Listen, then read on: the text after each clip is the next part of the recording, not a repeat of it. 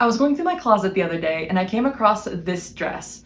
I hadn't worn it in years, but the second I put it on, I knew that I needed to give it a new life. And I had just the idea for it. So my style is very inspired by the 1960s and 70s and the hippie movement. And of course, a major part of that was opposition to the Vietnam War. So as soon as I put on this super military inspired dress, I knew that I wanted to do an adaptation of this Vietnam War Army field jacket that had been covered in anti-war artwork and messages and worn to protests throughout the late 60s and early 70s. This accent garment is so fascinating, and I highly recommend going to Collectors Weekly and looking at all their pictures and reading their very detailed description of the history of this jacket.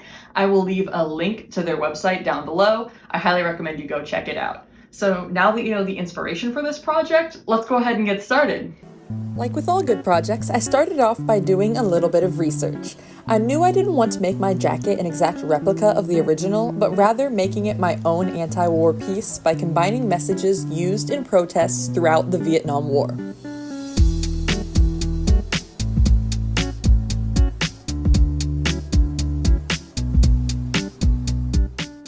Alright, so first things first, we need to turn this dress into a jacket. I started off by removing the belt loops from the waist. Then I'm marking where I want the new hemline to be and cutting off the excess.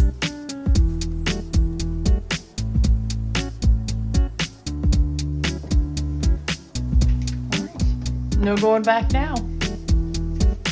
Then I'll repeat that step on the other side.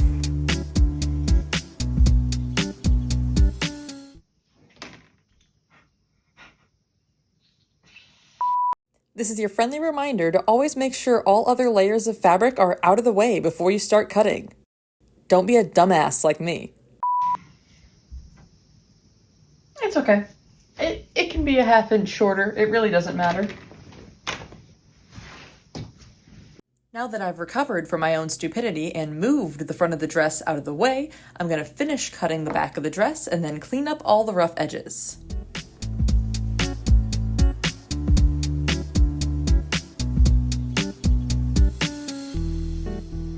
And if you messed up when cutting off the excess, just act like you didn't and keep going. Now it's time to pin and sew the new hemline into place.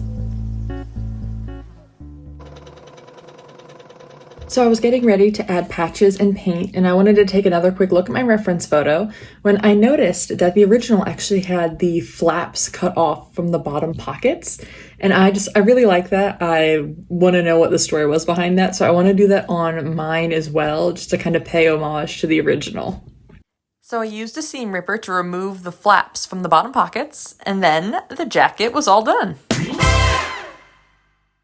Alright, ignore the cicadas in the background. I know that they are really loud right now. But I finished the sewing portion of the jacket, and now I get to move on to the fun part, which is painting and adding patches. So the one that I'm going to put on the back that's going to be kind of like the centerpiece of the whole jacket is going to be this one here, which was drawn by Lorraine Schneider in 1966, and it was commonly used by the group Another Mother for Peace, which was a non-for-profit against the Vietnam War. And I absolutely love it. It's beautiful, it's timeless, that message is still so powerful today. And that's why I think I want it to be the main focus of my anti-war jacket. I sketched an outline of the poster onto a piece of cotton canvas, and I'm using acrylic paint with fabric medium mixed in to fill in the design. I took some creative liberty with the other patches, but I wanted this one to be as close to the original as possible.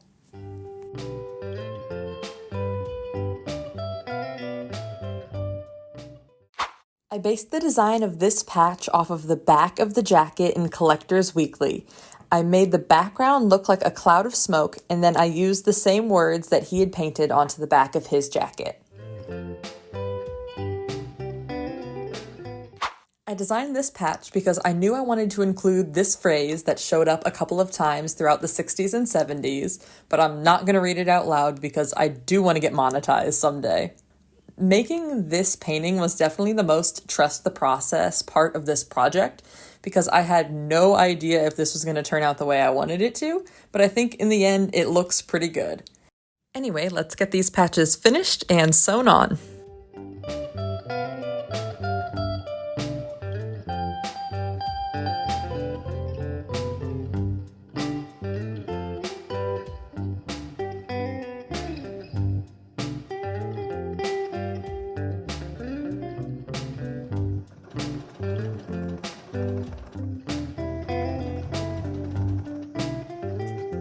Originally, I didn't know what I wanted to do for the front, but then I saw the belt that I had taken off and realized that if you fold it, it looks just like the name patches worn on the front of uniforms. So I went ahead and made 2 more little patches and painted them.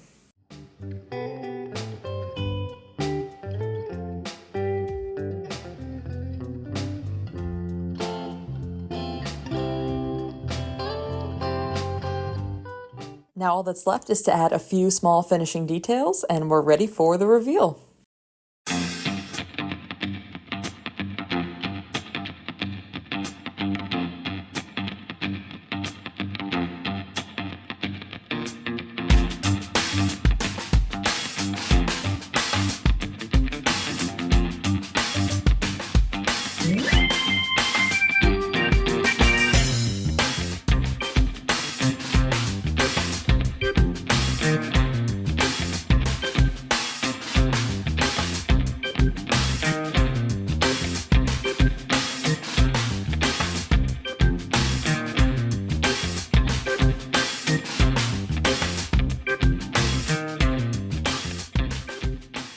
Thank you guys so much for watching. I really enjoyed doing all the research for this project and learning so much more about this specific part of American history. I had a great time sewing it and making this video for y'all. I'm really sorry that the video was all filmed in portrait mode. I filmed my first couple of shots that way on accident, and then I didn't want to switch the format halfway through, so I hope we can all just roll with it. I promise my next videos coming out are going to be a better quality as I'm starting to figure this whole YouTube thing out.